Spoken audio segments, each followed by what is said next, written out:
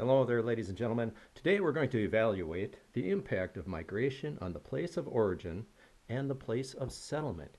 You've been hearing a lot lately about the wildfires out in California, and boy, a lot of people wanted to move out of the city and get into the countryside. And when those wildfires hit, maybe areas that at one time weren't affected as much because people didn't live there now were because of the spread of the population. So that is one way, the impact is felt in those areas.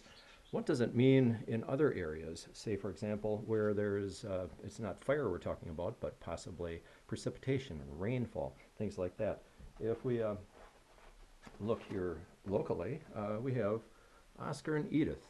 And Oscar and Edith, like young couples, they all have that dream to put up that house, their dream home, and buying a piece of property. In this case, Oscar and Edith have that idea, and they're out driving one day, and they see the sign that says land for sale, number one realty. So they dial the number 1-888-458-0123, and lo and behold, after a while, they finally get that nice place in the country, and there are other lots nearby that are for sale too. And of course, along come Harvey and Mildred, and they have the same idea. Now, if we go back to that last drawing there, you'll see that Oscar and Edith, they're next to a place, the lot above them has an area where some water is ponding there. And Harvey and Mildred are looking at that lot. That's the one they eventually buy.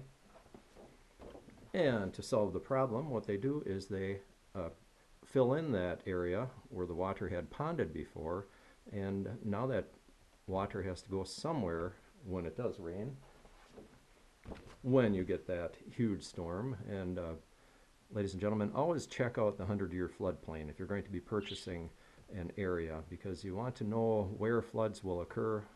Make sure you have a realtor that's working for you, or a building inspector, or a home inspector that will point things out to you that you may not realize, because otherwise you might just end up like Oscar and Edith. And looks now that the home is put up next door, all that water that collected on their neighbor's lot and that's filled in now is now ponding in their backyard. They have to worry about it heading toward their home.